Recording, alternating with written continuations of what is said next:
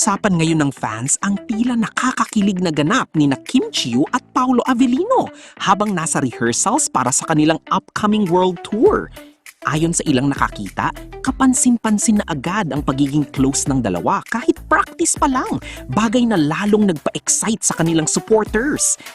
Ibinahagi ng ilang fans na tila clingy umano ang dalawa sa isa't isa mula sa kanilang mga tinginan hanggang sa kulitan sa pagitan ng rehearsals. Para sa Kim Pao fandom, hindi maikakaila ang natural na chemistry ng dalawa na para bang may kakaibang kilig na nararamdaman sa bawat interaksyon nila kahit wala pa sila sa mismong entablado.